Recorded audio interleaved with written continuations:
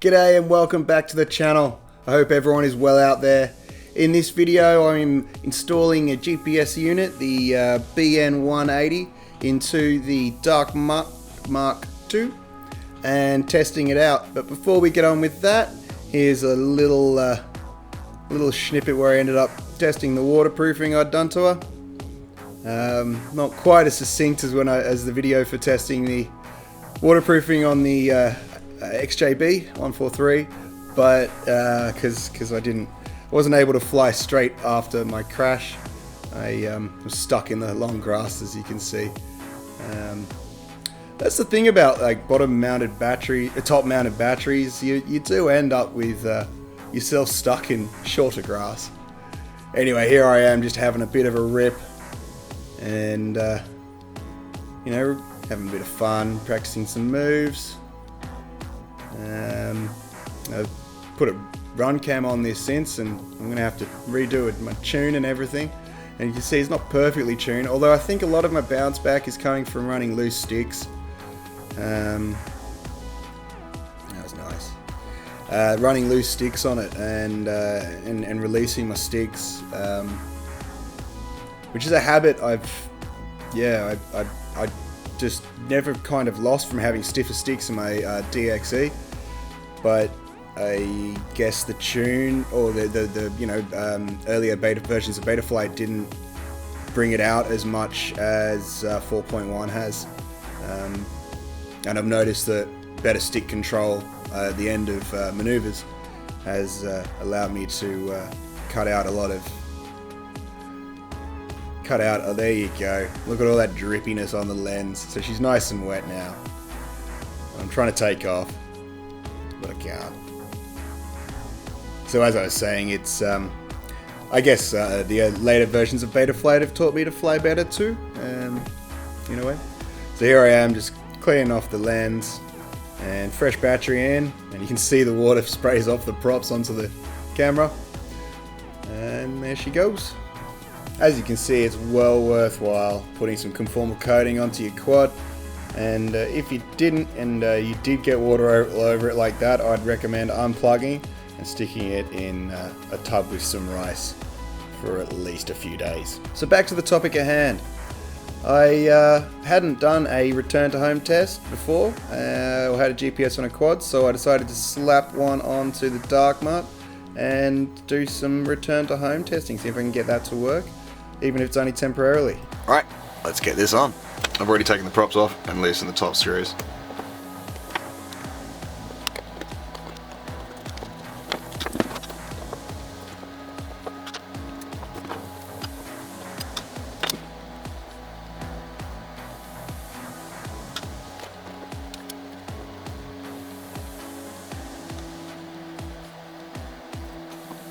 So I'm just going to cut that, slip this on over the top anyway. Okay, over there to be recycled. This stuff's fun. You gotta get it. Well, the getting's good, get it on. Something like that anyway. Yes.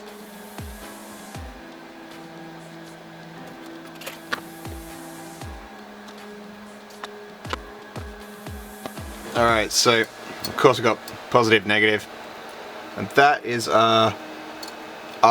out of the GPS, and that is the TX into the GPS. Sorry, the other way around, you know what I mean? TX being out, RX is in. Anyhow,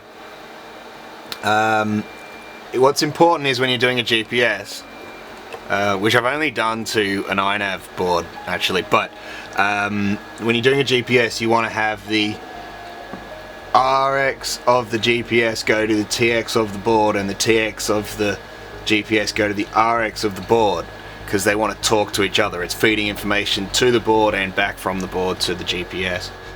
So, pretty sure I'm gonna come from this way. So I'm going to want to stick my RX and TX on first, and that is my RX.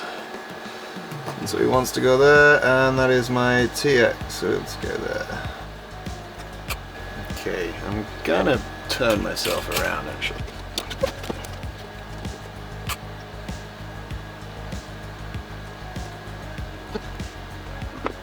Don't leave metal on your board.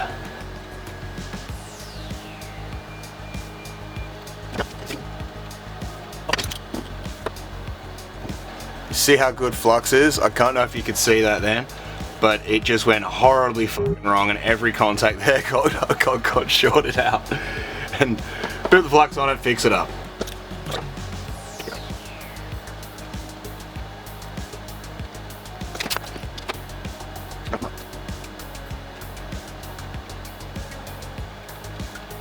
Right, well, after a slightly hesitant start there, yeah, anyway. Let's just check the continuity. There's no shorts.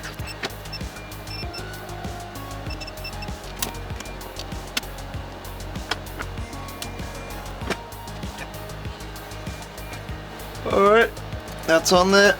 Then we just gotta twist our wires back up. Wait, am I going the wrong way? Stick it in.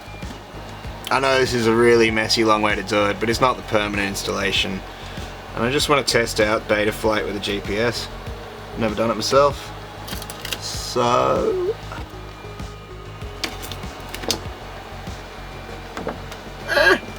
stupidity aside. I shouldn't do these things late at night.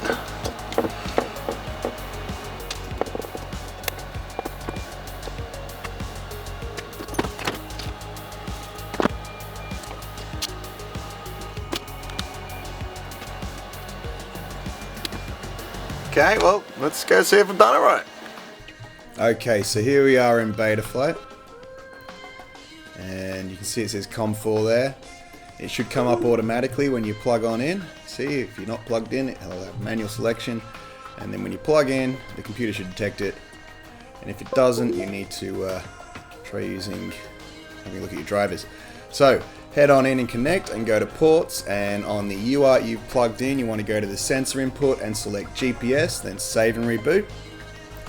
Then you want to go to the configuration tab, roll down to the GPS little marker there and select it on. On the 180 used U-Box, just left it as is, and auto detect, and save and reboot. And then you'll want to go and hit the expert mode, and then to the GPS tab to test out your GPS. Make sure it's powered on and it's able to get power off flight controller, or if you have to plug in the battery. Here I haven't got the GPS plugged in, but you can. What you'll want to do is just wait for it to get its lock, and you'll see the data come up here. Then you'll want to go to the OSD tab and set that up. Again, this. There's lots of things you can select, and this isn't a fully comprehensive Betaflight tutorial. I'd highly recommend checking out the link in the description below. But yeah, select what you want here and how you want to set it up, and go from there. I'd highly suggest the altitude, your GPS speed, your GPS lat and longitude, and your satellites, and your home direction distance, which I didn't select then. But yeah, and it might be a good idea. You could also set up a second on-screen display setup, and have it on a switch on your controller. And then you want to save that, and that's basically it. Now let's go try it in the field. And here we are out in the field, and you can see on the top left there that I've already done the cold start. It takes about 30 seconds if you make sure you keep the GPS antenna away from your other antennas on the craft. And then it'll, once you've gotten that in, it'll boot up real quick, find a lock, and be all good. Here I am just mucking about on my second test flight, and I really stuffed up that yaw spin and not enough room. And now I'm thinking I've either armed down there and it's lost my lock, or I'm missing the GPS. Well, that went pretty well. As you've seen from the flight there, the GPS got ejected, and I found it only a couple of meters from where the quad was, which is nice. I guess I'm getting used to finding things that fall off quads, like motors, arms, props, GPSs. cameras, everything, quads. Anyway, so I'm gonna strip off the hot glue because obviously that's not good enough. And I know I didn't score the surfaces or anything like that, so I really didn't expect it to have a good bond, but I didn't expect it to get ejected by the first crash it had. But anyway, the GPS wiring survived and everything. I've tested it out, and here you go, a look at that.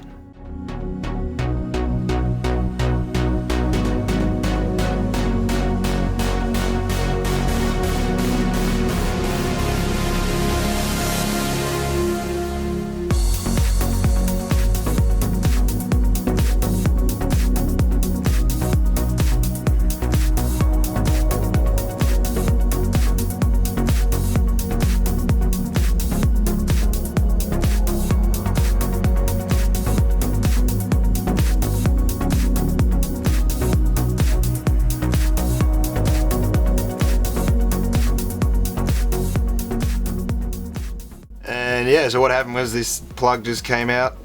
If I get in there with see, the plug just came out, and it can just go back in.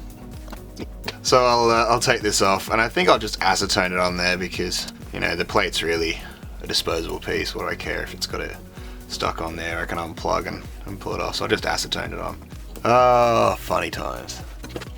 I was flying back, and it's going, GPS, rescue NA, rescue NA. I'm like, yeah, that's either some sort of, like, I've rearmed it on the ground over there and it's not happy, or the GPS is not on it anymore. Turned out to be option B.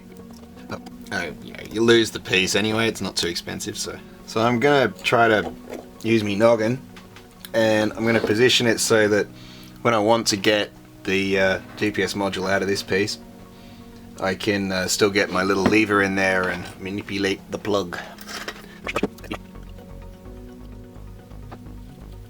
It's a good way to keep the ABS armor as being useful. Not necessarily in good shape, but being useful is just every time you work on it, treat it.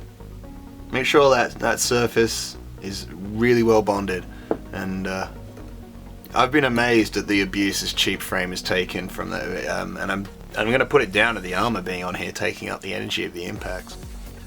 Right, so that's back on. When it's a nicer day, I'll do some more testing. I've got to configure the GPS's Betaflight's return to home. I was playing around today, and as you can see right here, I was flying very quite up above me, 56 meters, and I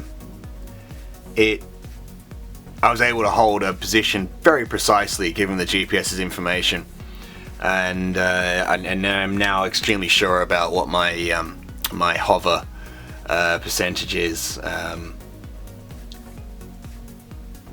being around 25% throttle.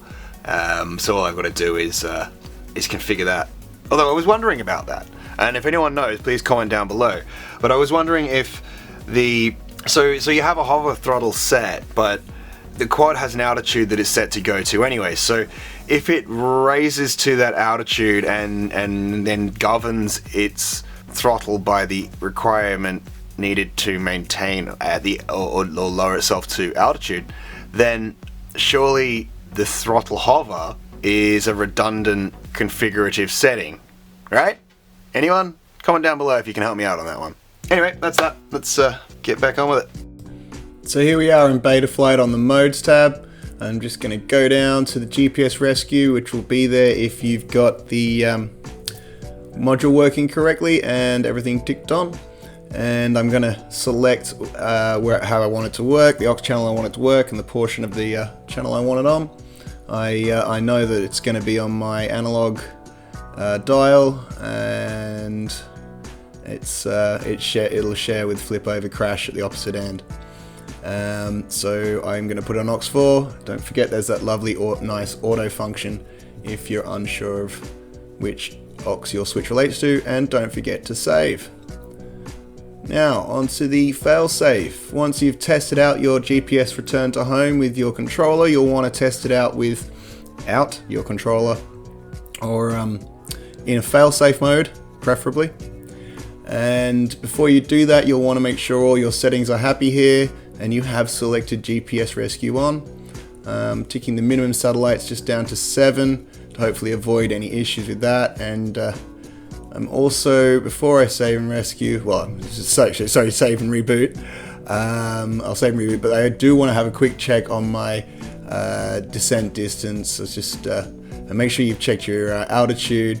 Don't forget that your altitude will be over your arming altitude, as well as your arming position. And you've tested out your throttle hover. Now you might have to play with your sanity checks. I have seen that before. NURK FPV had to do some stuff with his sanity checks. When it comes to testing with a failsafe switch, I haven't done this, and I do plan to do this, but I'm going to make another video for that, and we'll see if that succeeds when we get to cross that bridge, or watch that bridge, or however that's meant to work out. But you can change some of the options here. I think NURK was having some issues with the crossfire receiver holding the command and not allowing the flight controller to take over. Anyway, here we are for the rescue attempt, and off I go, just flying down the block.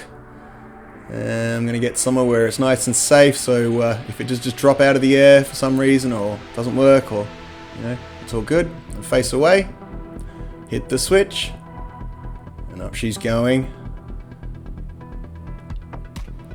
Slight bit of pucker. There was another 1 or 2 of these where I disengaged the return to home, just because I was freaking out about the altitude, but it's alright, didn't even really get to 75. Oh, there you go. Well, did kind of hit it, almost hit 80 meters. It's a little bit of variation on the altitude, and there I flicked off. But that's a successful return back to me. I'm not going to try landing, as you can possibly imagine why there. And I'm just having a little bit of fun and celebrating that lovely test. It went really well. I'm really happy with that. Great work to the Betaflight team. It's just amazing how capable these little boards with these little software packages on. And as you can see there, I had a momentary loss of signal, and that was down to 5 satellites, but it seems a little risky to allow it to only run on 5, so 7 is fine. Anyway, thank you for watching. Stay tuned for the next video where I test out GPS return to home with a failsafe switch. And if you like the video, please hit subscribe and have a great day.